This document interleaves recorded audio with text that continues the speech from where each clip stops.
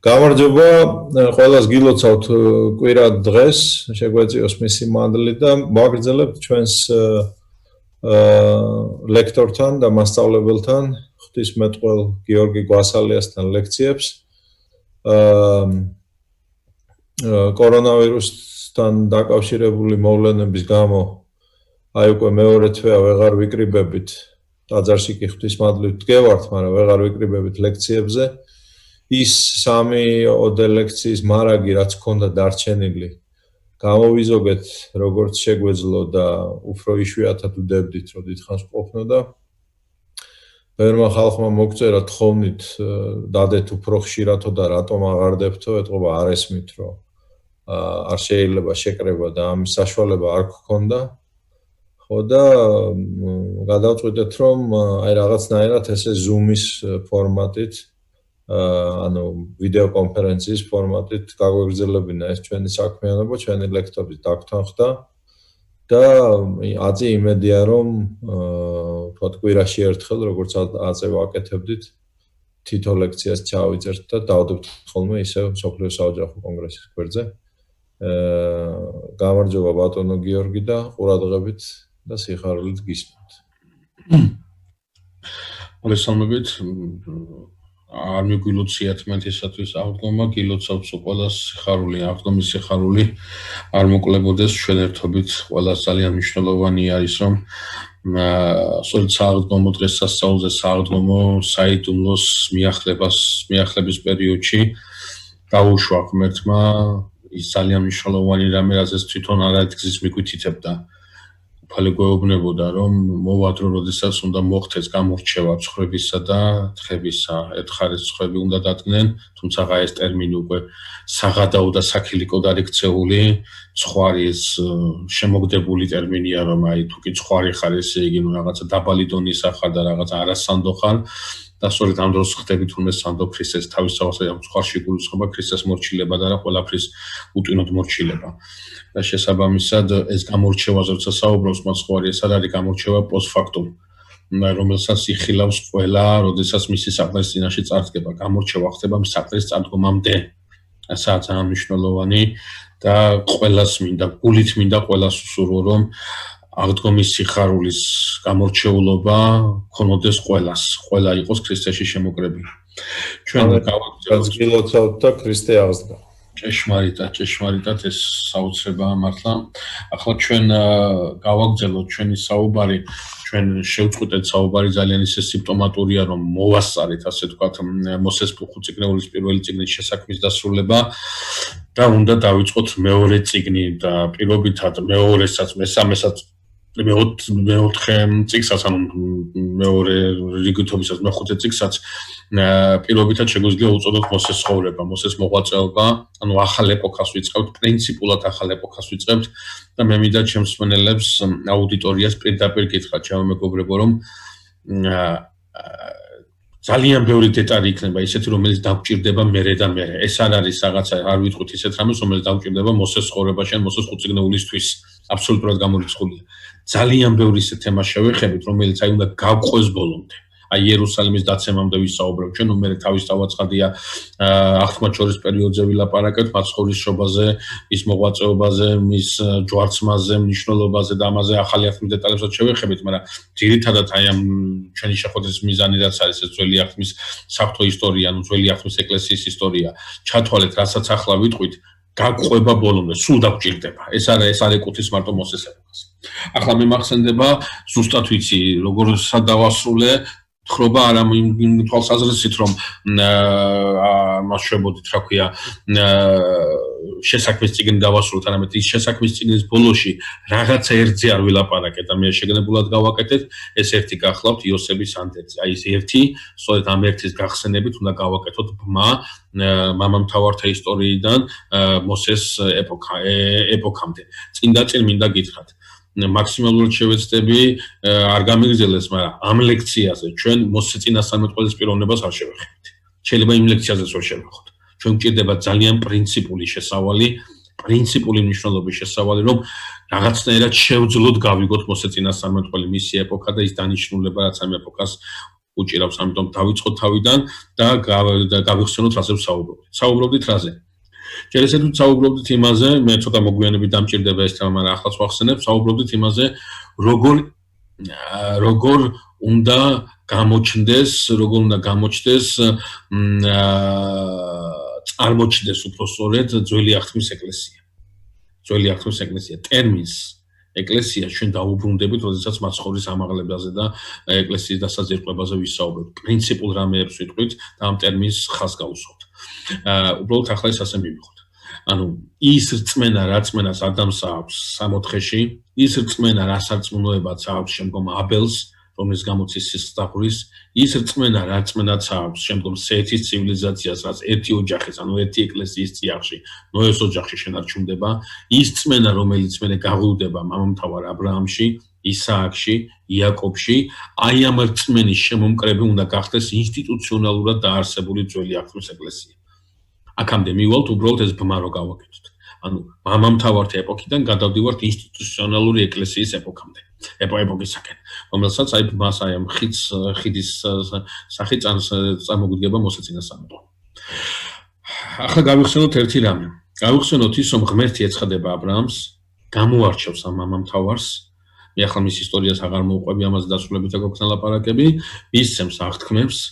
აბრაამი ამ აღთქმას მესიანური ნიშნით აღბეჭდილ აღთქმას ერთიდან ერთ შვილს გადასცემს, ეს-ერთი შვილიც ერთ შვილს გადასცემს, ეს-ერთი შვილიც ერთ შვილს გადასცემს. ანუ ზოგადად სამამამთავრო აღთქმა დანაწილებადია, მაგრამ ის ნაწილი, რომელიც მესიანურია, ის ნაწილი არავითარ შემთხვევაში არ ნაწილდება. ერთიდან ერთზე გადადის. ვინ არის ეს ერთი, რომელიერთზე გადავიდა, მათემახარებლის სახარების შესავალი, სწორედ ამ პიროვნებებს ჩამოგვდის. ამიტომ მე ხშირად ვამბობ ხოლმე, რომ მათემახარებლის სახარების შესავალში წარმოდგენილი მაცხოვრის გენეალოგიური ნუსხა გახლავთ არც მეტი არც ნაკლები, კონსპექტი ძველი აღთქმის ეპოქისა. ამ პიროვნებების, ჩამოთვლით ნახსენები პიროვნებების ბიოგრაფია და მოღვაწეობის კრებული რო შევადგინოთ, მივიღებთ ძველ აღთქმას.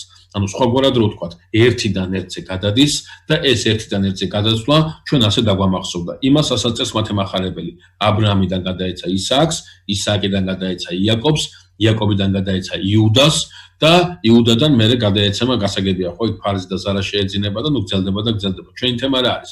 ჩვენი თემა არის ასეთი. გავიხსენოთ, რომ იუდას პარალელურად არის იოსებიც. იოსებიც, რომელსაც ასევე მოიაზრებდა თვითონ იაკობი და სანამ წმინდა წერილის მკითხველი ბოლომდე არ მივიდა და არ შეეჩეხა ამ ფაქტს, თვითონაც ასე მოიაზრებდა, რომ გამგრძელებელი ამ გზისა უნდა ყოფილიყო მამამთავარი იოსები და არა იუდა. მაგრამ საღვთო განგებულებამ სწორედ იუდა აღმოარჩია. რატომ და როგორ ამის შესახებ ჩვენ უკვე ვისაუბრეთ. რა მინდა ვთქვა? იუდას გამორჩეულობა აი აქ დასრულდა თხრობითი და ისტორიული გამოვლინების თვალსაზრისით. მამამთავარ იუდას და მის ტომს, მისგან წამოსულ ტომს სულ რამდენჯერმე ახსენებს წმინდა წერილი, ისიც იმიტომ რომ ისტორიული თხრობისთვის ჭირდება და ეს ტომი რაღაცნაირად აი სხვაგან აი კარგად გამიგან მიფარულია რაღაცნაირად აი უყურადღებოა. იმიტომ კი არა რომ უყურადღების ღირსი არ არის, არა, რაღაცა განსაკუთრებულისთვის ინახავს წმინდა წერილის თხრობა მას. რაღაცა ისეთ მომენტში გამოაჩენს, რომ აი რაღაცას განსაკუთრებულ ამბის მოყოლას გეკმავს. მაგრამ ერთხელაც ამეტყველდება იუდას ტომზე და ჩვენ ამას ვნახავთ, ეს დავით მეფესთან უკავშირდება. და შემდგომ ის უბრალოდ არ შეჭერდება, სულ იუდას ტომთან კავშირზე აქვს საუბარი. ეს ძალიან გასაგებია, ძალიან სიმპტომატურია ეს თხრობა, ამის შესახებ ჩვენ ვისაუბრებთ, მაგრამ ახლა მინდა ეს გაგახსენოთ სწორედ. იუდას ერგო მესიანური სამამამთავრო ღვაწლი კურთხევა ეს წინასწარმეტყველებით. მაგრამ ვერაფრით და არაფრით ვერ გამოვარჩევთ იუდას ტომს. წმინდა წერილი ასე აკეთებს. ერთ ორ ადგილას კიდე გამოჩნდება, მაგრამ იმას შევეხებით. უნდა დაუბრუნდეთ ამიტომ იოსებს. იოსებს, რომელიც ემსახურა საღვთო განგებულებას, რომელიც საღვთო განგებულებას ისრაელი ჩამოსულიყო ეგვიპტეში და საღვთო გამოცხადება რაც არის აბრაამთან. ჩვენ ამას მე მოვახსენებთ 2-3 ლექციის მერე. უცხო ქვეყანაში გამრავლდები, მონაიქნები, დაიტანჯები, ძლიერი ხელით გამოგიყვან და მამათა მიწაზე დაგამკვიდრა. აი ამ ყველაფერს ემსახურა იოსები თავისი სახურებით, თავისი ცხოვრებით. მაგრამ აქ ჩდება ერთი კითხვა. გამოგიყვან და მამათა მიწაზე დაგასახლათ. ამას როგორ ემსახურა? აი სწორედ აქედან უნდა დავიწყოთ ხრობა. ძალიან მნიშვნელოვანი რამეზე ვიწყებ ლაპარაკს და ყურადღება მინდა თქვენი მაქსიმალურად. ნახეთ.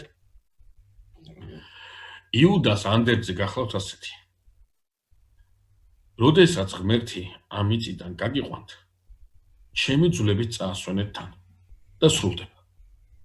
აი ეს არის ყველაფერი. აი იოსების ანდერძი არის, აი არაფერი ამის გარდა იოსების ანდერძიდან არ არის ნათქვამი. და თუ დავაკვირდები კი ზედაპირულად თუ შევხედავთ ამ ანდერძს, არაფერი ამ ანდერძში არ არის ნათქვამი. და სრულიად არალოგიკურია, რაღაცას იხვეწება ეს კაცი, რომელსაც რაღაცა ლოგიკური მა თითქოს და არ გააჩნია. როდესაც ღმერთი გაგიყვანთ ამ ქვეყნიდან, ჩემი ძვლები წაასვენეთ თან. რა არის გაუგება? იოსები ძალიან დიდი ავტორიტეტის ჰქონია, ძალიან დიდარია და ძალიან გავლენიანია ეგვიპტეში. რატომ ამას კიდე ერთხელ შევეხებით? რაც არ გვითხოვს მამამთავართა ცხოვრებაში, ეს მნიშვნელოვანი თემა იქნება. და არა მარტო იოსები, არამედ იოსების შვილები და შვილიშვილები. აი, მეცაც გეტყვი და შვილთა შვილები. აი, ეს ამდენიმე თაობა გრძელდება და ამ ოჯახს ავტორიტეტი ეგვიპტეში არ უვარდება. რატომ ამას ვიტყვი თავის თავაცადია? აი, წმინდა წერილი ასახელებს, რომ 70 სული ჩავიდა ისრაელისა ეგვიპტეში, ანუ იაკობის ოჯახზეა საუბარი.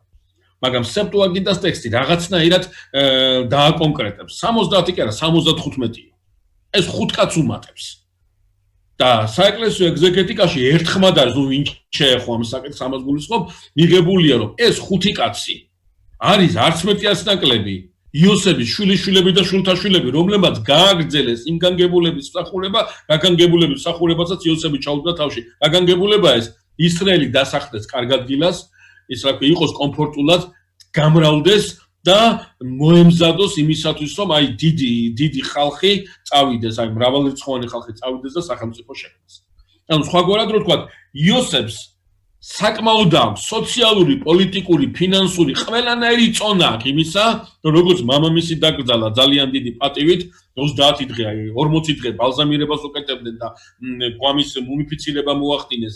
30 დღე იმაშვებოდა, რა ქვია, დასტიროდა მთელი ეგვიპტე და მთელმა ეგვიპტემ გაასვენა და მთელმა ეგვიპტემ დაკრძალა იაკობი მახველას ღვინოში. სწორედ ამ ანდერძი დაეტოვებინა, სრულიად შეეძლო იოსების ოჯახს ეს გაეკეთებინა. და იოსებს დაეტოვებინა ასეთი ანდერძი. როცა გარდავიცვლები, ჩემი ძვლებით დაკრძალეთ მამამთავართა საფლავში. არა. იოსებს ამ ანდერძში სულ არ ედარდება მისი ძვლებისა დაიკრძალება. ამას არ აქცევს ყურადღებას. ზოგადად მეგობრებო, წმინდა წერილში არის სიმპტომატური. მამათა საფლავში დაკრძალვა არის ძალიან დიდი პატივი და მამათა საფლავში დაკრძალვა არ ეღირსა კაცრუწაა ნათქვამი. ეს არის ღვთისმსახურება. აი ძიმე, აი მაგალითად მეფე, რომელიც უღირსებით მეფობდა, მეფე, რომელიც საშინელს მკერდთაყვანისმცემლობას მისდევდა, გაუსვავს ხას წმინდა წერილი იტყვის, რომ მამათა საფლავი არ ეღირსაო. სასჯელია ესეც. მაგრამ მეფე, რომელიც ასევე უღირსად მეფობდა, მაგრამ ბოლოსკენ რაღაცნაირად თითქოს შემოტრიალება დაიწყო, თითქოს რაღაცა ცათმლებების გამოჩენა დაიწყო, წმინდა წერილი მაინც იტყვის, გაკვეთ იტყვის, რომ მამათა საფლავში დაიკრძალაო. წყალობასავით არის ეს მამათა საფლავში დაკრძალვა. ანუ რაღაცნაირად თითქოს და იოსები ამაზე უნდა ფიქრობდეს. არა, იოსების საფიქრალი არის აბსოლუტურად სხვა რამე. სხვა წყალობას ელოდება იოსები. ზუსტად იმ წყალობას ელოდება იოსები, რა წყალობის მოლოდინითაც მოსაწინასწარმეტყველი გააგრძელებს თავის მოღვაწეობას, დაიწყებს და გააგრძელებს თავის მოღვაწეობას. რა არის ეს? იოსები ტოვებს ასეთ ანდერძს, დაუკვირდით, როცა ღმერთი გაგიყვანთ ამ მიწიდან, ჩემი ძვლები წაასვენეთ თან. რა მნიშვნელობა აქვს ახლა იოსებისათვის? თუ კი იოსება რა იცის? იოსებმა იცის, ისევე როგორც ყველა ძმამ იცის, რომ 400 წლიანია ეს ბატონობა, ანუ იოსები ტოვებს ანდერძს 4 საუკუნის მერე რომ უნდა შესრულდეს. სინამდვილეში ეს ანდერძი 430 წლის მერე შესრულდება. ეს ძალიან კარგად იცის, იოსებმა კი არა, ბენიამინმაც, იუდამაც, ისაქარმაც, გადმაც, აშერმაც და რუბენმაც და სულ ყველა მეფრემაც და მანასემაც. ყველამ კარგად იცის, რომ ეს 4 საუკუნის მერე შესასრულებელი ის არის, რა ქვია, ანდერძი და არა ანდერძი, რომელიც იქვე სანამ ცხელგულზე არიან, იქვე შეასრულონ. არა, 4 საუკუნის შემდგომ შესასრულებელ ანდერძს ტოვებს. რატომ? იმიტომ რომ იოსებს ის კი არ ედარდება, სად დაიკრძალება. იოსების ამ ანდერძის დატოვება გულისხმობს. ჩემი ძვლები არ დაგავიწყდეთ კი არა. რა არ დაგავიწყდეთ? რომ ჩემი ძვლები არის წასასვენებელი. რატო? როდესაც ღმერთი გაგიყვანთ ამ მიწიდან. იოსების ანდერძში დევს ეს ელემენტი. არ დაგავიწყდეთ, რომ თქვენ ცხოვრობთ ეგვიპტეში და არა იქ, სადაც მამათა მიწაა. თქვენ ხართ წასასვლელი მამათა მიწაზე. მამათა მიწაზე წასვლა არ უნდა დააუწყე და იოსების ძვლების წასვენება თან გაყოლება ამათ აი ამის მიმანიშნებელი, ამის გამახსენებელი უნდა იყოს, რომ მოვალეობა აქვს იოსების ძვლების წინაშე. რა მოვალეობა? წასვენებისა, საწასვენებისა მამათა მიწაზე. როდესაც ღმერთი გაიყვანს ამ მიწიდან, ანუ წაიყვანს ართულ მიწაზე. სხვაგვარად რო ვთქვათ, იოსების სიკვდილის წინ ტოვებს ასენდარდეთ. ამ მიწაზე არ დაგავიწყდეთ. რა აღთქმა მისცა ღმერთმა თქვენ მამაპაპას. აი ეს არის ის ძალიან მნიშვნელოვანი, რომელთაც უნდა დავიწყოთ ჩვენ მოსეს შესახებ, მოსეს ეპოქის შესახებ საუბარი, თორემ მოსეს შესახებ ჯერ ვერ დავიწყებთ საუბარს. იოსების ანდერძი 110 წლის გარდაიცვალა ეს კაცი და ტოვებს ანდერძს. არ დაგავიწყდეთ, რომ ეგვიპტის მიწა არ არის თქვენი მიწა. თქვენი მიწა არის სხვაგან, თქვენი სამშობლო არის აბსოლუტურად სხვაგან. ის სამშობლო არ დაგავიწყდეთ. რატომ აკეთებს ამას იოსები?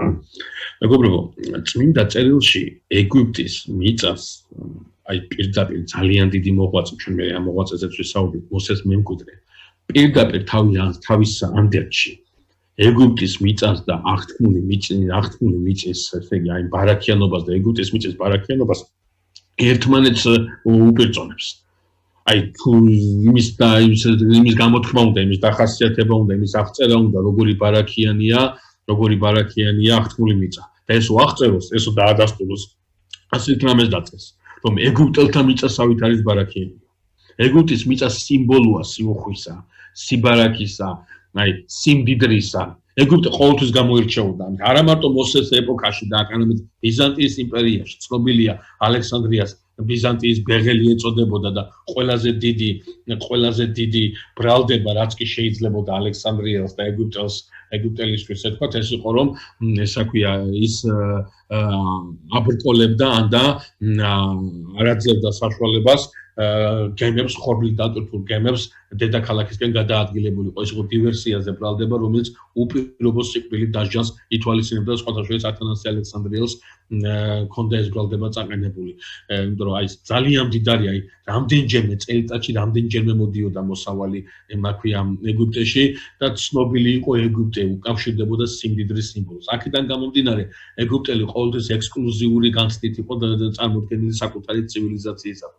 მას არ გაუჭირდა ამ ცივილიზაციის ჩაკეტვა. პირიქით, ამ ცივილიზაციის ჩაკეტვისაკენ იყო მისი აზრი მიმართული, ვინაიდან ეგვიპტური განსაკუთრებულობა მას ყოველთვის სიამაყისა და ექსკლუზივიზმის განცდას აძლევდა.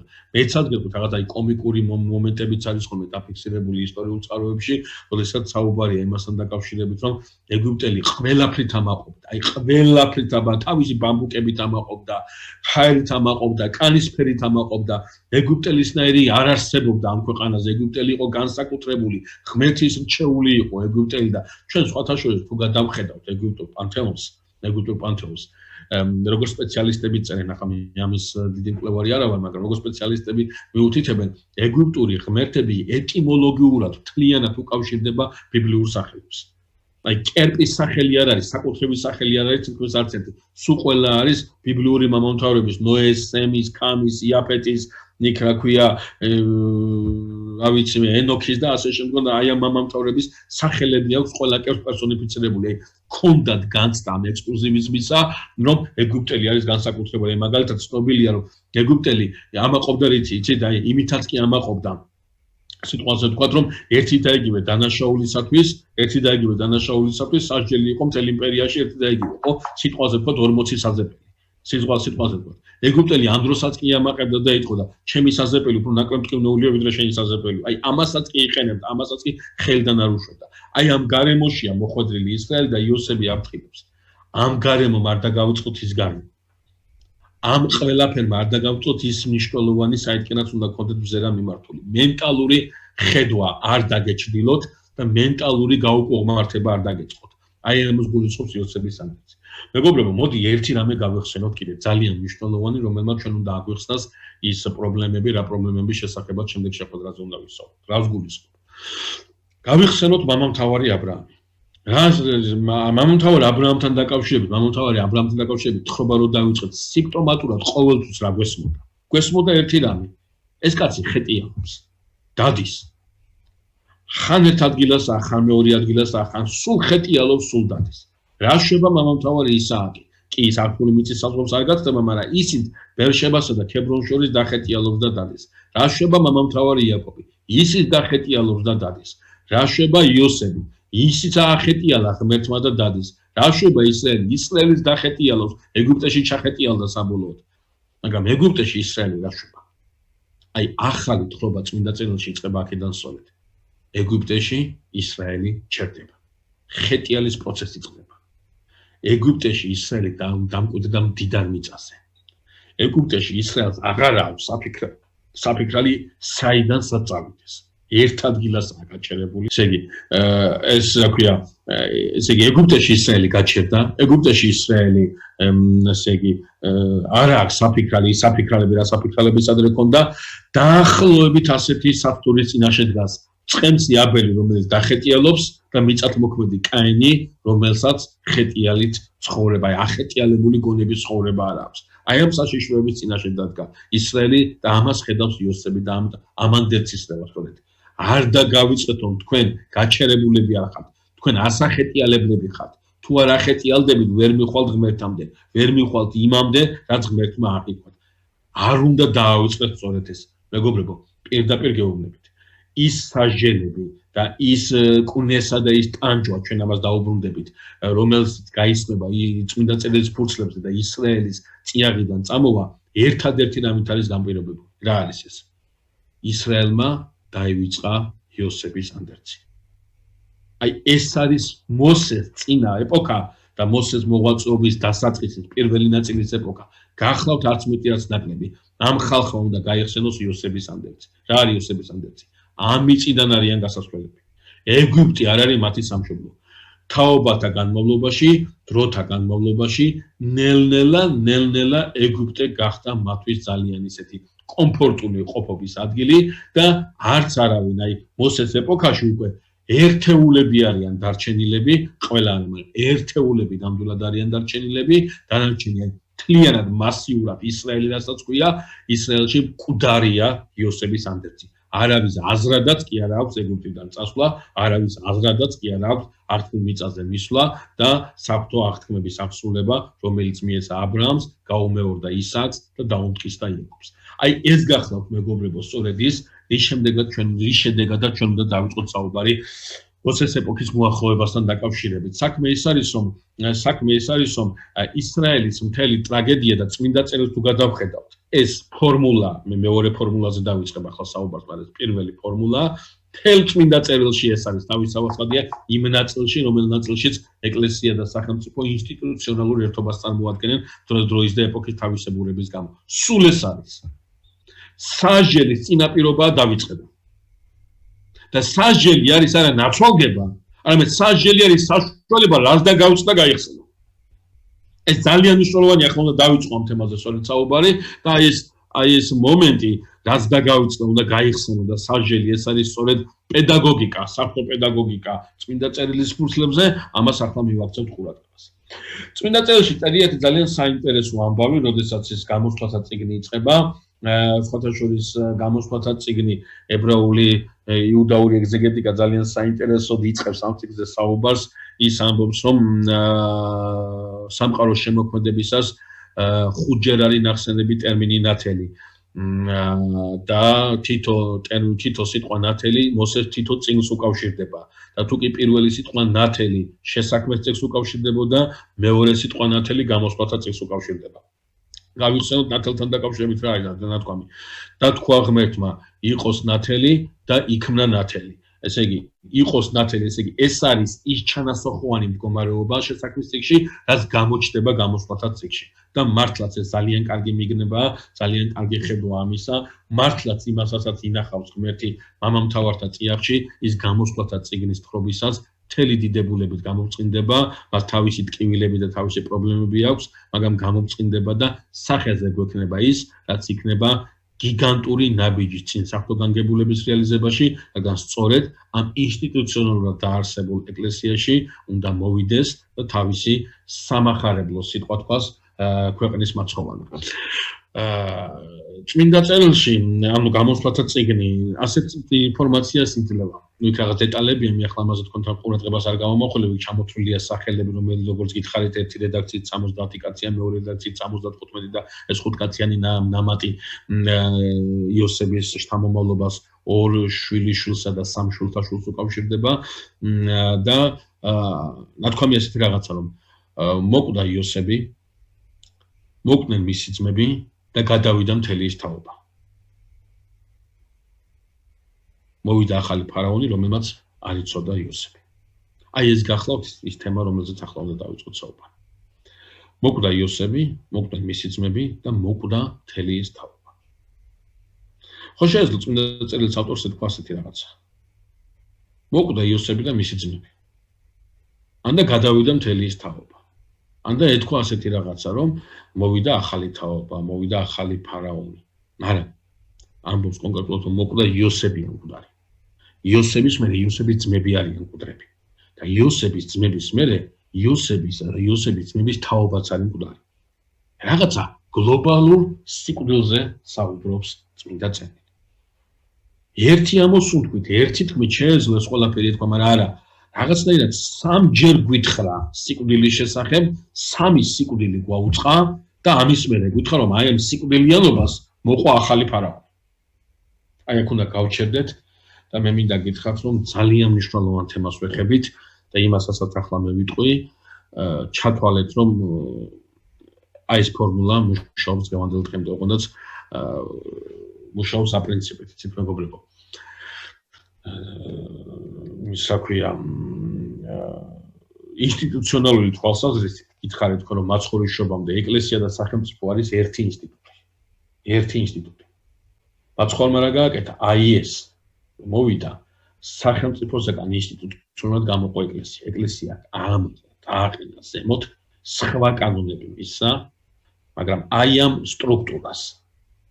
სტრუქტურასაც დარჩა ის კანონები, რომლის შესახებაც ახლა ვილაპარაკებ. ანუ ძველ აღთქმაში ეს ყველაფერი ეხება ეკლესიას და სახელმწიფოს, ახალ აღთქმაში ეს ეხება სახელმწიფოს და ეკლესია უფრო მაღალი კანონმდებლობის, უფრო მაღალი, ასე ვთქვათ, ფორმულირების ქვემოთ არის მოქცეული.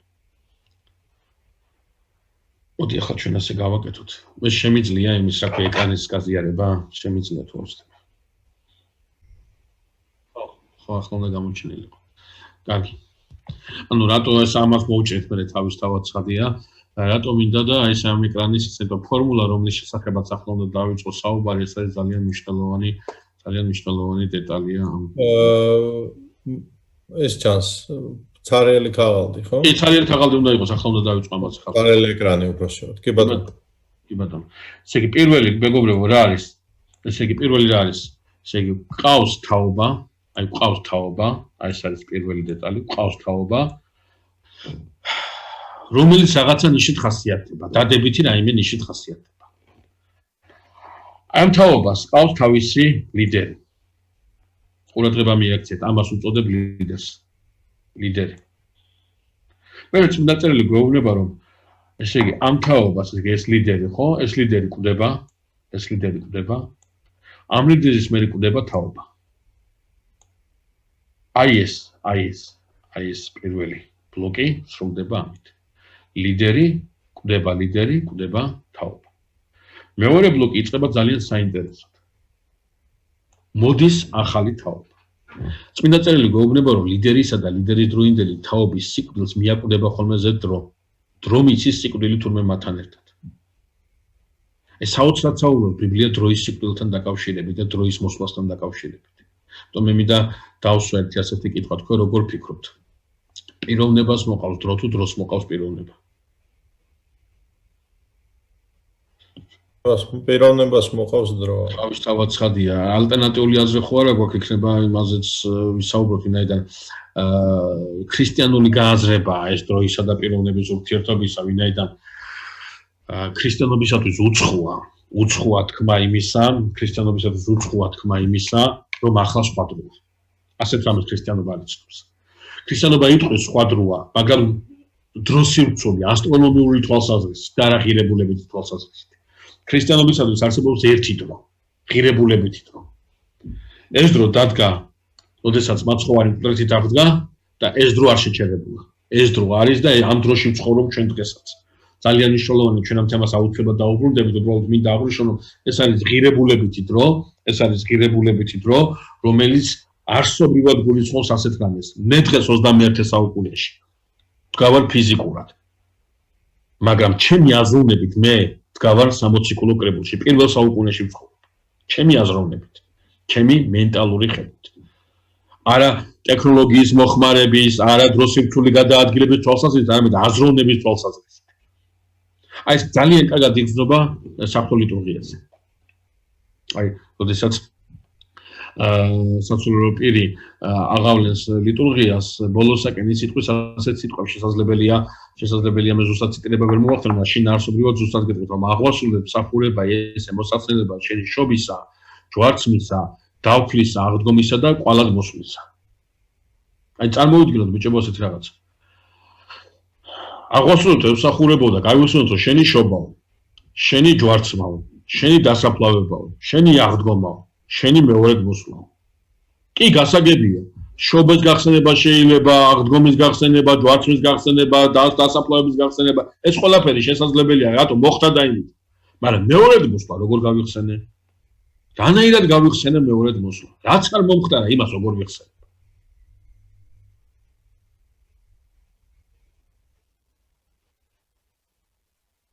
რომელი კადრი?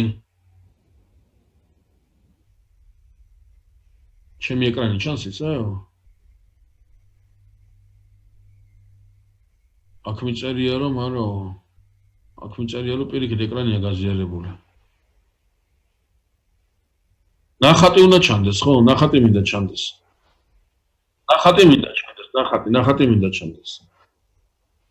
ხო, ესე იგი სხვაგვარად ვთქვა, სად მოხდა მეორედ მოსვლა? სად გავიხსენეთ ეს მეორედ მოსვლა? ლიტურგიაზე მოხდა. ლიტურგიაზე, ყოველ ლიტურგიაზე ამ მეორედ მოსვლის პირადი მომსვლელი ვართ. ეს ძალიან დიდი საიდუმლოა.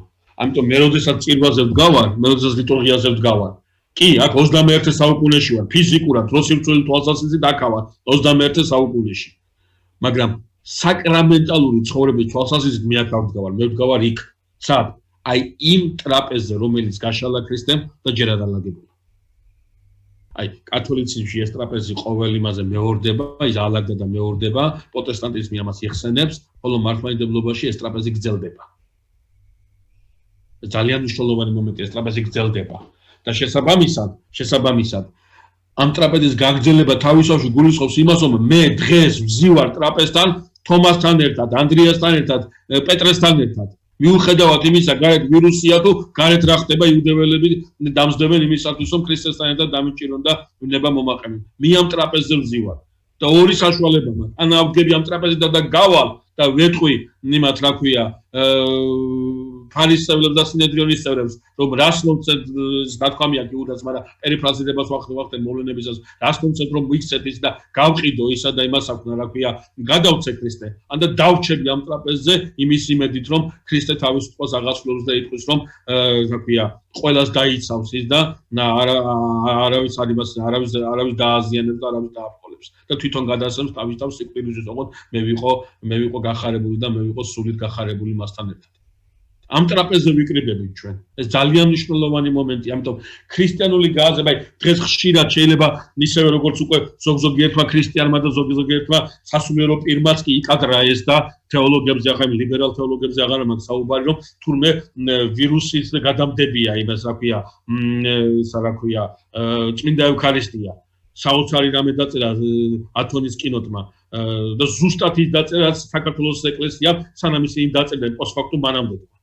წმენა დაადასტურა საქართველოს ეკლესიამ, რომ არავითარ შემთხვევაში ევქარისტია არ არის იმის გამავრცელებელი, ვირუსის გამავრცელებელი და მადლობა და დიდება უპალს ამაზე. უბედნიერესი ვარ კიდევ ერთხელ ამით. უბრალოდ რისი თქმა მინდა, დღეს შეიძლება გაიგოთ ამ თეოლოგებისაგან და ამ სასულიერო პირებისაგან, რომ დღეს სხვა დროა. და ასეთ იმას არავითარ შემთხვევაში არ უსმინოთ, არავითარ შემთხვევაში არ არის სხვა დრო, იგივე დროა. სხვა დროა ეპოქალური თვალსაზრისით. შესაძლებელია კიდევ უფრო უახლოვდებით იმ კატაკლიზმებს, რაც ნოეს დღეებში იყო, ნოეს დღეების სიმბოლო და წმინდა წერილში წარმოდგენილი და მაცხოვარი აკეთებს აქცენტს და რაც აპოსტასიის მძიმე ჟამს უკავშირდება. ეს შესაძლებელია, მაგრამ მენტალური თვალსაზრისით სხვა დრო არ არის. იმიტომ თუ კი სხვა დროა, მაშინ მე მეპატიება მრუშობა. თუ კი სხვა დროა, მე მეპატიება ავაზაკობა, იმიტომ რომ ძიმე დროა და რა ვქნა, ახლა ასეთი ცხოვრებაა საჭირო, არა, ქრისტიანობის ექსკლუზივი გახლავთ სწორედ ეს. ქრისტიანობაში სხვა დრო არ არსებობს. არსებობს ერთი ღირებულებითი დრო, რომელიც შემოიტანა ქრისტემ, რომელიც დაამკვიდრა და რომელიც თავის მსბოლას გააგრძელოს მის ქორწილში და მის ქორწილში ამ დროის გემოს გავიგებთ სწორედ. შესაბამისად, აი ეს როდესაც ეს პირველი ბლოკი მორში, მეორე ბლოკს ვიწყებ სწორედ ამით, რომ მოდის ახალი თაობა, აი ეს არის ახალი თაობა. ახალი თაობა, ამას შეგნებულად დავუწერ პირველს, იმიტომ რომ ჩვენ მეორე ახალი თაობას გვეყოლება. აი ეს არის მოვიდა ახალი თაობა და აი ამ ახალ თაობას, ეს ახალი თაობა ნიშნავს, რომ დრო არის მკვდარი, რას გულისხმობს ეს ახალი თაობა? ეს ახალი თაობა დახასიათებულია ასეთი სიტყვებით წმინდა წერილში. არ ახსოვს ის წყარობა, რაწყალობაც ღმერთმა უყომათმა მამაპაპას. მენტალური წყვეტა ამასა, აი ამ ახალ ბლოკსა და ძველ ბლოკს შორის. მეგობრებო, ყურადღება მიაქციეთ, ახალი თაობა ანიშნავს შემდეგ თაობას. ყურადღება მიაქციეთ, ახალი თაობა ანიშნავს შემდეგ გენერაციას. ახალი თაობას, აი აქ რო ახალი თაობაა ნათქვამი, აი ეს ამათ შორის შესაძლებელია გენერაციის თვალსაზრისით, სამომავლობითი თვალსაზრისით 3-4 თაობაა გასული. 3-4 თაობაა გასული, ანუ ახალი თაობა არ ნიშნავს იმას, რომ ეს არის შემდეგი თაობა. ახალი თაობა ნიშნავს, რომ ეს არის თაობა, რომელმაც რაღაცა ახალი მოიტანა. რა მოიტანა ახალი? სიახლე მოიტანა, პროგრესულობის თვალსაზრისით კი არა, ტექნოლოგიური დაწინაურებული მეცნიერული აღმოჩენების თვალსაზრისით კი არა. ამაზე არ საუბრობ ბიბლია. ბიბლიას ეს არ აინტერესებს. ერთ თემა ბიბლიას არ შემოავს. თუ სადმე რაიმე სიტყვის, მხოლოდ იმიტომ, რომ ისევ და ისევ მენტალურ სარწმუნოებრივ სფეროს შეეხოს. ახალი თაობაო, როგორც კი ახსენა, იმ წუთში დააკონკრეტა რა არის ეს ახალი თაობა. ეს არის თაობა, ანუ იმნაირი თაობა, რომელსაც არ ახსოვს ის წყალობა, რა წყალობას უყო ღმერთმა მათ მამაპაპას.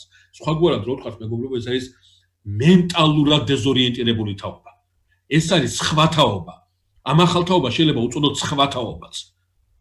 ანუ არა შემდეგი თაობა, არამედ რამდენიმე შემდეგი თაობის შემდეგ მოსული ახალი თაობა, რომელმაც ახალი აზროვნებითი, ანუ ახალი ღირებულებითი ელემენტები შემოიტანა. რას ნიშნავს ახალი ღირებულებითი ელემენტები შემოიტანა? რეზიუმირება ამ ყველაფერის სიახლესა გახლავთ ისაც წმინდა წერილი წერს. არ ახსოვს ის წყალობა, რა წყალობას ღმერთმა უყომათ მამაპაპას. ანუ ამ სიახლემ გამოიწვია ღვთის დავიწყება. არა აქვს მნიშვნელობა რა სიახლეზეა საუბარი. ეს არის სიახლე, ისეთ თუ სიახლე ასეთი, მისი პროდუქტი არის ღმერთის დავიწყება. ამით არის ეს თაობა ახალი. ამით აი ამ თაობამ მოიტანა ახალი დრო. სწორედ ამიტომ მოკვდა ის წინა დრო. ამ თაობამ მოკლა ის წინა დრო. ეს კვლელი თაობაა, დროის, ეპოქის, ღირებულებების კვლელი თაობაა. მე გძელდება წმინდა წერილში თხრობა, რომ ამ ახალ თაობას, რომელიც ამ ახალ თაობის შესახებ, ესე იგი მოდის ახალი დრო და ამ ახალ დროს მოაქვს რა? ესე იგი ახალ დროში რა იგულისხმება? მათ თავიანთი ხედვა აქვთ. განვითარებისა, თავიანთი ხედვა აქვთ პროგრესულობისა, თავიანთი ხედვა აქვთ თანამედროვე ყოფიერებაში მყოფობისა და ასე შემდგომ. ეს ცუდი კი არ არის თავიანთი ხედვა რო აქვს. ძალიან კარგია, უმნიშვნელოვანესია, მაგრამ ეს ისეთი ხედვაა, რომელიც ღმერთს ავიწყებს ხალხს. აი აქ სიცუდე იწყება აქ. სიცუდე სიახლეში კი არ არის. სიცუდე ღმერთის დამავიწყებელ სიახლეშია. ამიტომ რაღაცა ის ლიბერალური თეოლოგია თითქოს და ახლა ძალიან ის პოპულარული ხდება ნელ-ნელა, რაღაცა ნელ-ნელა კი არა კარგი ახალია ის პოპულარულია, მაგრამ ხო ჩვენთანაც უნდა გახადონ პოპულარული ორი მიმდინარეობა ქრისტიანობისა, სოციალური ქრისტიანობა და პოლიტიკური ქრისტიანობა. არც ერთია ქრისტიანობა და არც მეორე. ამიტომ რაღაცა ვიღაცამ არ იფიქროს, რომ აქ ეკლესია თითქოს ახლა პროგრესულობა, არაფერი პროგრესულობის წინააღმდეგი არ არის. არანაირი პროგრესულობის წინააღმდეგი არ არის ეკლესია. აქ არის ამ რეზიუმირებაზე დამაფიქრებელი აქცენტი გაკეთებული, რომ ეს სიახლე რა სიახლეა, რომელიც ღმერთს მავიწყებს, მაშინ როგორი სიახლეა ეს სიახლე. აი ამ კითხვას უნდა უპასუხონ. ეს ძალიან მნიშვნელოვანი დეტალია. არა, და კითხვას უნდა უპასუხონ არა ბიბლიური თხრობიდან კონტექსტ ამოგდებული ციტატებით, არამედ კონტექსტუალურად უნდა გასცენ პასუხი და კეთილი ინებონ და რომ დიდ ღვთისმეტყველებენ და ვითომ რაღაცა ის საეკლესიო სამართალს რო გადაწყვეტებიან და იმას აქვე თითქოს პატრისტიკას გადაწყვეტებიან, წმინდა წერილის სული რა არის გაიგო, მინდა და საეკლესიო სამართალის და პატრისტიკას სწორედ წმინდა წერილის სულიდან ამოდის და არა იმიდან რა ქვია გარეგნული და რაღაცა ისეთი აბსტრაქტული იდეებიდან. წმინდა წერილის სული არის სხვადასხვა თანამედროვე თეოლოგიის პრობლემა ეს არის სწორედ. რომ თანამედროვე თეოლოგიამ არ იცის წმინდა წერილის სული, არ იცნობს წმინდა წერილს. იცის რაღაცა ამონარიდები წმინდა წერილიდან, ისიც იმიტომ რომ რომელიღაცა წმინდა მამა კარგად დააქვს წაკითხული და ის იყენებს ამ წმინდა წერილის ციტატებს. თორე წმინდა წერილს არ იცნობს. ამ გამოცხადებასთან ორი გამოცხადება გვაქვს ჩვენ ახალი აღთქმის ეკლესიაში. ეს არის ბიბლია და ეს არის ევქარისტია. სხვა გამოცხადება არ არსებობს. და ამ გამოცხადებას არ უსმენენ, ამ გამოცხადებას არ იზიარებენ და ღვთისმეტყველებენ. ამიტომაც სრულიად ლოგიკურია, რომ მათი ღვთისმეტყველება არის ღვთისმეტყველება ისეთი, რომელიც პროგრესული უნდა ჩანდეს და სოციალური უნდა იყოს და მიმზიდველი უნდა იყოს. წმინდა წერილში მიმზიდველი არაფერი არ არის. წმინდა წერილი მხოლოდ დამაფიქრებელია და ღვაწლისაკენ მომწოდებელია, თორე არა მიმზიდველი და ის აღმაფრთოვანებელი. წმინდა წერილში რაღაცა ფსიქოლოგიური ნაშთებს ვერ ნახავთ. ამიტომაც ეს ახალი თაობა, პირველი ახალი თაობა, რომელიც ხასიათდება მენტალური გაუყურებებით, მოაქვს ახალი დრო, ახალი ურთიერთობები, დასთავარია. ყველაფერი ამ სიახლოვეს გულისხმობთ ერთადერთ რამეს, ახალი აზროვნება, რომელიც ღმერთს ივიწყებს. ამ აზროვნებას ამოყვება შამ ბლოკში, შემდეგი ხაზი არის მეგობრებო, ამას მოყვება მონობა, აუცილებლად მონობა. აუცილებლად.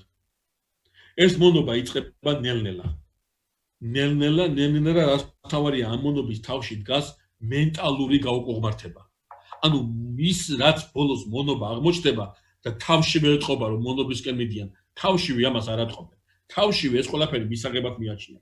წარმოიდგინეთ ასეთი რაღაცა ბიჭებო. მეგობრებო, ნახეთ, აი ამ წერტილიდან ვიწყებთ და ამ წერტილთან უნდა მივიდეთ. აი მივდივარ და წერტილი ანქიდან აქამდე მისასვლელი გზა არის აი ესეთი. აი ეს გზა უნდა გავიგე. მაგრამ აი რაღაცა მომენტში ეს ახალი თაობა, აი ეს გზა უნდა გაერო, აი ეს რაღაცა მომენტში ოდნავ გვერდით გადადის. ეს ნორმალურად მიაჩნია. რას დრო გადის, ეს აი ამ რუდეგზას აგძელებს. თავიდან ეს ისე არ ჩანს. მერე კიდევ უფრო მეტად აჩანს, მაგრამ ნაკლებად. რას დრო გადის, ეს დასილება უფრო მეტად აჩანს. და აი წმინდა წერილის თხრობის ეს თავისებურება გახლავთ, რომ ხდება რაღაცა მომენტში აი აქ დაბრუნდება უკან. აი ამ გარდატეხის წერტილში რა ხდება, როგორ ხდება ეს მოbrunება. აი ეს არის ძალიან საინტერესო. ამას უნდა მივაქცევთ თქვენი ყურადღება. სწორედ ვინაიდან ამ ფორმულას, რომელსაც წმინდა წერილის ფორმულას, რომელსაც გიწევთ, აი კი გულისხმობა სწორედ რომ ამ მონობას მოყვება რა? მოყვება ტკივილი და ტირილი. აი ამით სრულდება მეორე ბლოკი. ეს არის მეორე ბლოკი. მესამე ბლოკი არის ძალიან საინტერესო. აი მესამე ბლოკიც იხსნება ახალი თაობით. ეს უკვე არის მეორე ახალი თაობა. მოდის ახალი თაობა, კიდე ერთხელ როგორც ეს ახალი თაობა, როგორც ეს პირველი ახალი თაობა. არ არის შემდეგი თაობა, ასევე მეორე ახალი თაობა არ არის შემდეგი თაობა. ამათ შორის, ანუ ეს ტკივილი და ეს ტირილი შეიძლება რამდენიმე თაობის განმავლობაში გრძელდება. მაგრამ მეორე ახალი თაობის თავისებურება რა არის, ცით? აი ამ ახალმა თაობამ გაიხსენა ის წყალობა, რა წყალობაც ღმერთმა უყურებდა. ანუ ჩვენ ორი ტიპის ახალი თაობა გვყავს, დამანგრეველი და მაშენებელი. ერთი რომელიც ანგრევს, მეორე რომელიც აშენებს. და ერთადერთი წინაპირობა, მეგობრებო, თავისთავად ამაში გულისხმობა, რომ რომ შენებლობა სჭირდება კარგი ერუდიციის მიღება, სჭირდება შრომის მოყარეობა. ეს ყველაფერი თუ არ იქნება შენებლობა ვერ განხორციელდება, თავისთავად ცხადია, მაგრამ საფუძველზე საუბრობს წმინდა წერილი. ამ ყველაფერმა დაყოფის შემთხვევაში უნდა გამოიღოს, ამაზე საუბრობს. ანუ ეს ერუდიცია რა შემთხვევაში შეიძლება სამშენებლოდ იქცეს და არა დამაქცევლად. ვინაიდან ნაკლები ერუდირებულები არ იყვნენ პირველი ახალი თაობის წარმომადგენლები, რომლებიც ანგრევდნენ. ის ისტორიად ამნიშნით ანგრევდნენ. დანიშნავს დღეს ანგრევენ ზოგიერთები, რომ რა დროაო იტყვია, ნუ აი რა დროა, ხო, რა დროის ქალწულობის ინსტიტუტია, ხო? აი რა დროა, ხო, 21 საუკუნეში ცხოვრობ. ქრისტიანისათვის ეს არის პირველი საუკუნე. და არავის არაფერი შეეშალოს, ერთმა ავყია, მე არ ვასახელებ იმის გვარს არ არის საჭირო ლექციები მაინც გარეთ გადის, მაგრამ ეს ავყია, რომელსაც გამოჩნდება ხოლმე ეკრანზე და იმას აქვია, დიდი ასოები თეოლოგიო მიაწერეთ. აი ამ ავყიამ ერთ დღეს ასეთი რაღაცა თქვა, ეკლესიაო შუა საუკუნეებშია გაჩხერილი. და ერთმა მამამ ძალიან შვიდა და ძალიან კარგად უპასუხა. თქვენ ცდებით. შუა საუკუნეებში და პირველ საუკუნეში ვართ გაჩხერილები. აი იქ სადაც დაცარიელებული საფლავი გვეგულება. დიახ, ეს არის ერთადერთი პასუხი. ვისაც რცხვენია ამისი, რცხვენოდეს, მაგრამ მე ვამაყობ. მე ვარ პირველი საუკუნის აზროვნების. პირველი საუკუნის ქრისტესთან დაცარიელებული საფლავის აზროვნების მქონე. მეტი აზროვნება ვერ გამავითარე, დაგვდა. აი ეს ავარ და მორჭა და გადავა. დატო, იმიტომ რომ გონია რომ ქრისტიანი უნდა ვიყო და იმიტომ. ღირებულებითად ვერ მოვწყდები ამ საფლავს. ღირებულებითად ვერ მოვწყდები აი ამ ტრაპეზს. და რაც არ უნდა ჩამორჩენილობა ჩანდეს ეს უფრო დიდ სიხარულს გვრის მე ეს ჩამორჩენილობა იმ ტრაპეზთან რომელ ტრაპეზთანაც წმინდა ანდრიაზის და წმინდა პეტრესის შესაბამისად მოდის ეს ახალი თაობა, მეორე ახალი თაობა, რომელიც განსხვავებით პირველი ახალი თაობისაგან, მეგობრებო, იხსენებს იმ წყალობას, დასიშავს იხსენებს იმ წყალობას. ახსენდება ღირებულებითი სისტემა. ანუ აღადგენს ღირებულებით სისტემას, რომელი ღირებულებითი სისტემაც ეფუძნება გამოცხადებით ჭეშმარიტებას. ამიტომ აი ეს შემდეგი მომენტი, ხო? ეს მოკაცრავად, აი შემდეგი მომენტი. არის სწორედ ეს, რომ აი ამ ახალ თაობას მოყავს ლიდერი. ამის შემდგომ ხდება იგივე, კვდება ლიდერი, კვდება დრო და ყველაფერი იწყება თავიდან. აი ამ საკრალულ წრეში ტრიალებს, ისა რა ქვია, ამ საკრალულ წრეში ტრიალებს ძველი აღთქმის ეკლესიის ისტორია. აი ამ საკრალულ წრეში ამ საკრალულ წრეში ტრიალებს ძველი აღთქმის ეკლესია და სწორედ ამ საკრალური წრიდან გამოიყვანა ქრისტემ თავისი ეკლესია და მაღლა და აი ეს ყველაფერი დაუტოვა მარტო ხორცელმიწიერ ინსტიტუტს, ხოლო სულიერს, ასე ვთქვათ, სხვა კანონები დაუდგინა. შესაბამისად, მე იქ ერთი დეტალი აღვნიშნე და ხაზი გავუსვია მას, რომ და ახლა მინდა ამაზე ვისაუბრო სწორედ, ვინაიდან ისე მოსეს ეპოქაზე ვერ გადავალთ, ეს აბსოლუტურად გამორიცხულია, ჩვენ მე ხაზი გავუსვია ასეთ რაღაცას, რომ მოდის ახალი თაობა და ამ ახალ თაობას მოყვება ლიდერი. დაუკვირდით მეგობრებო. ეს ახალი თაობა არის ისი შედეგი? ეს ახალი თაობა არის ტირილი შედეგი, ტკივილი შედეგი. და ამ ტირილს და ამ ტკივილს ამ ახალ თაობას მოყავს ლიდერი. ყურადღება მიაქციეთ. ლიდერი არ მოდის ხალხის ასატირებლად, ლიდერი მოდის ატირებულ ხალხთან. ამას აქვს ძალიან დიდი მნიშვნელობა. ლიდერი არ მოდის ხალხის ასატირებლად, ხალხის მოსაქცევად, ხალხის მოსაბრუნებლად, არა. ლიდერი მოდის უკვე მობრუნებულ ხალხთან. აი ამით განსხვავდება ლიდერი ბელადისაგან სწორედ. ვინაიდან ბელადის ფუნქცია არის ხალხი აატიროს და ლიდერის ფუნქცია არის ატირებულ ხალხს სათავეში ჩაუდგეს. ჩვენ ამ თემას შევეხებით, როდესაც მონარქიის ინსტიტუტის შემოღებას დავიწყებთ და ვიტყვით, მეფე რა შემთხვევაში დაუშვა ღმერთმა. და ჩვენ ვიტყვით, რომ ნამდვილი მეფე არის ლიდერი და ყალბი მეფე არის ბელადი. და მეფის ინსტიტუტის მთელი პრობლემა არის ის, რომ ზოგადად მეფე და მის გარშემო შემოკრებილი ხალხი მიქცეულია სწორედ მეფის გაბელადებისაკენ და არა იმისკენ, რომ მეფე ლიდერი იყოს. ჩვენ მე ვისაუბრებთ ამასთან დაკავშირებით და ვიტყვით, რომ დავითი ლიდერი იყო, ხოლო სოლომონი ბელადად იქცა. ჩვენი დავითი აღმაშენებელი ლიდერი იყო, ხოლო საზოგადოებამ და ხალხმა თამარეს შეხედა როგორც ბელადს და ლაშა-გიორგი იყო ბელად და რუსუდან იყო, ბელადების ეს რაღაცა კლასიკური მაგალითები იყო და ისტორია გაგრძელდა შესაბამისად კიდე. თავის დროზე შევეხებით ამ დეტალს. სხვაგვარად რო ვთქვათ, მეგობრებო, ყურადღება მივაქციოთ სწორედ ამ დეტალს. ჩვენ აი ამ ჩემი ლექციის აი ამ ნაწილის, უბრალოდ ამ პირველი ლექციის დღევანდელი შეხვედრის ძირითადი მიზანი ეს იყო, ეს უნდა მეთქვა სწორედ, რომ მოკვდა იოსები, მოკვდნენ მისი ძმები და მოკვდა მთელი ის თაობა გულისხმობს ერთადერთ რამეს. იზაზე ჩვენ ლაპარაკი დავიწყეთ. იოსების ანდერძია. ახალი თაობაა მოსული, რომელი თაობაა მოსული, რომელსაც არ ახსოვს იოსების ანდერძი. დაავიწყდა იოსების ანდერძი. დაავიწყდა რომ ეს მიწა, რომელი ბარაქიანი მიწაზე ცხოვრობს, აი ამ მიწიდან არის გასასვლელი და სხვა მიწაზეა მისასვლელი. დაავიწყდა თავისი დანიშნულება. დაავიწყდა თავისი მისია, დაავიწყდა ღვთისმსახურება, ყველაფერი დაავიწყდა ერთადერთი რამის გამო, ის კომფორტულად გრძნობს თავს მონობაში. ეს არის მონობის დასაწყისი, ეს არის ტკივილის დასაწყისი და ის მთელი ის საშინელება, რომლის შესახებაც წმინდა წერილი დაიწყებს თხრობაზე ჩვენ მას შემდეგ შეხვედრაზე შევეხებით, მთელი ეს საშინელება ერთადერთი რამისთვის ხდება. ეს არის ის, რომ ისრაელმა გაიხსენოს ესა რა ქვია იოსების ანდერძი და მართლაც ჩვენ როდესაც მოსეზე გადავალთ და მოსე როდესაც ქორების თაზია ასული იქ ღმერთი მოსეს ასეთ რამეს ეთქვის მომწვდა ღაღადი ჩემი ხალხისა მანამდე მოსეს ღმერთი არ სანამ ხალხი არ იღაღადებს, სანამ არ იტირებს, სანამ ტკივილისაგან არ გაიხსენებს იმას, რასაც თავისუფლად გაიხსენებია ტკივილის გარეთ, მაგრამ ტკივილი გამოსთხოვა ღმერთს. აი ამ ტკივილს არ გაიაზრებს და არ გაიხსენებს, რა არის მისი მისია, რა არის მისი დანიშნულება, რა ღვთისმსახურებაა გასასრულებელი მას. მანამდე მას ლიდერი, მანამდე მას ბელადი ეყოლება და ეს ბელადი კიდევ უფრო დაამძიმებს და მანამდე ლიდერს არ მისცემს ღმერთი და აი ამ ლიდერს არ გამოაყვანინებს ხალხს აი ამ იმედანაფია კრიზისიდან.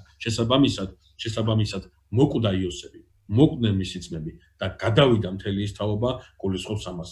მკვდარია მენტალური თვალსაზრისით ის სხეული, რომელმაც ძველი აღთქმის ეკლესია ინსტიტუციონალურად უნდა შექმნას. მენტალური სიკვდილი, აი იმ სამჯერ სიკვდილი ამას უკავშირდება სწორედ. მეორე დეტალი, რომელსაც თქვენი ყურადღება მინდა მივაქციო, მეგობრებო, გახლავთ აი ამ ფორმულირებაში, რომელზეც ვილაპარაკეთ, გახლავთ ის, რომ პრაქტიკულად ეს უკვე თქვი, მაგრამ რაღაცა ნიშნით გამიმეორებ, ეს გახლავთ ის, რომ ლიდერი, რომელიც მოდის, ლიდერი არის საზოგადოების პროდუქტი. ლიდერი არის ის, რომლის უკანაც იგულისხმება საზოგადოება. ძალიან თქოთ ამას ყურადღება მიაქციოთ. ეს პრინციპულად მნიშვნელოვანია. აი, ნამინდა გითხრათ. მე კიდე შეიძლება შევეხოთ ამ თემას, მაგრამ მაინც აქვე აღნიშნავ. თქვენ როგორ ფიქრობთ, აი, როცა ვსაუბრობ დავითის საქართველო, ეს საქართველო დავითის არის, არავითარ შემთხვევაში, არავის შეეშალოს. დავით დარწმუნებული ვარ, ვერ გაუბედავდნენ თავის ცხოვრებაში, ეთქვათ, რომ შენი საქართველოა, ეს გამორიცხული. დავითის საქართველოს როცა ვამბობთ, გულისხმობთ, რომ ხელმძღვანელს ვასახელებთ, რაღაც პირველ პირს ვასახელებთ. აი მაგალითად ტაძარი შენდება, ხო? აი რაღაც ტაძარი შენდება და ვიტყვით რომ ამ ტაძრის ქტიტორი არის ესა და ეს, ამ ტაძრის მაშენებელი არის ესა და ეს ასიშავს, ეს ტაძარი მემანა აშენა, როგორ გეკადრებთ? ეს ტაძარი იმან კი არა, ქვეყნის ხალხი მუშაობდა და ქვეყნის რესურსები დაიხარჯა ამ ტაძრის შენებაზე. იმას არა უშენებია, მაგრამ მისი სახელით ცნობილია ვინაიდან ის ხელმძღვანელობდა, ღმერთმა ის გამოარჩია სათავეში მდგარიყო და ამიტომ იმ სახელს, იმ ქტიტორს უკავშირდება ტაძრის მაშენებლობა, თორე ის უაშენებდა ამას ანიშნავს ამას. ასევე არის ეს, როდესაც ვამბობ დავითის საქართველო, ვახტანგის საქართველო, ერეკლეს საქართველო, თამარის საქართველო. პიროვნებებს ვასახელებ, რომ დროს სივრცული ლოკალიზება მოვახდინოთ ისტორიულ ნიმაში, რა ქვია, სივრცეში, თორე არავითარ შემთხვევაში აქ ეს პიროვნებები არ იგულისხმება. იგულისხმება არა დავითის საქართველო, არამედ დავითის დროინდელი საზოგადოების საქართველო. ერეკლეს დროინდელი საზოგადოების საქართველო. ვახტანგის დროინდელი საზოგადოების საქართველო. რატო? იმიტომ რომ დავითიც, ვახტანგიც, ერეკლეც ალექსანდრე დიდი, სოლომონ მეფეც, რა ვიცი მე, თამარიც, ლაშაც, რუსუდანიც, ყველაფერი ეს არის პროდუქტი იმ დროინდელი აზროვნებისა, იმ დროინდელი საზოგადოებრივი აზროვნებისა. აი რა მენტალური ამინდიც არის, აი ამ მენტალური ამინდის ნიშნულია ეს პიროვნება, რომელიც ისტორიულ ეპოქას ახასიათებს. შესაბამისად, ეს ისტორიული ეპოქა, რომელსაც ჩვენ დღეს შევეხეთ, ეს გახლავთ იოსების სიკვდილის შემდგომი, მოსეს მოღვაწეობამდელი, სხვაგვარად რო ვთქვათ, აი ამ 400 წლიანი პერიოდის მოკლე, მაგრამ ყოვლისთქმელი და ყოვლისმომცველი დახასიათება, რომელიც ერთადერთი ნიშნით გააცხადა წმინდა წერილმა. მოკვდა იოსების ანდერძი. იოსები კი არ მოკვდა, იოსების ანდერძია მკვდარი, აზროვნება მკვდარი და აი ამ ხალხისაგან არაფერია დარჩენილი გარდა იმისა, რომ მივიღოთ მონათა დიდი მასა. სწორედ ამ მასის შესახებ იქნება საუბარი ჩვენ შემდეგ შეხვედრაზე, ამ თემით დავასრულებთ.